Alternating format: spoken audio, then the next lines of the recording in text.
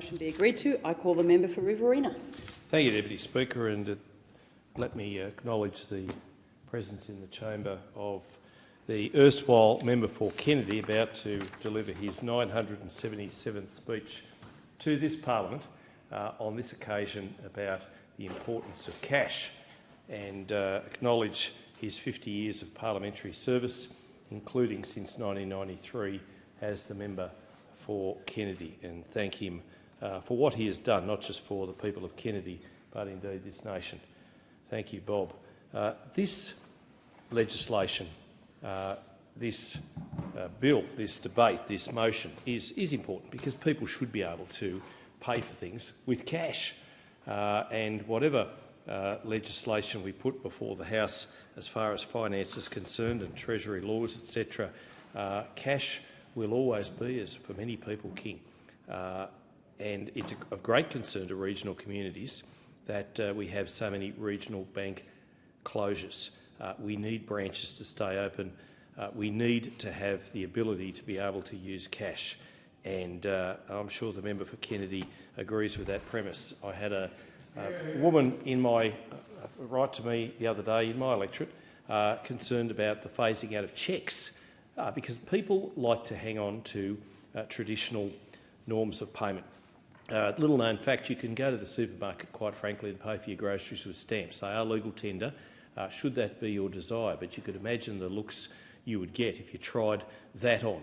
And we heard earlier from the member for Cowper about the woman in his electorate who just wanted to cash in $120 worth of cash, $160 worth of cash to be able to get that back, and the difficulty she had doing just that.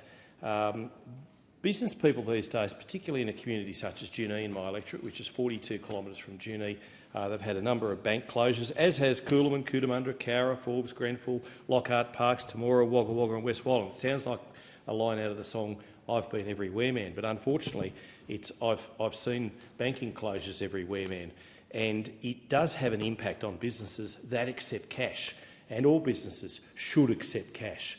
It's just not right that businesses in Australia do not. Some businesses appreciate they've got their own systems, but they should all accept cash. And I was appreciative of the Senate inquiry into bank closures in regional Australia for holding a hearing at Junee on 21 September 2023. And Junee has suffered from several bank closures in recent years, including having 4 banks once upon a time, probably even more way back in the day. But 3 of those 4 banks in more modern times are now closed. Only the Commonwealth Bank remains. And it was important for the inquiry to hear the concerns of local residents, particularly the then Mayor, Mayor Neil Smith, and I know the current Mayor, Bob Callow, shares the same concerns.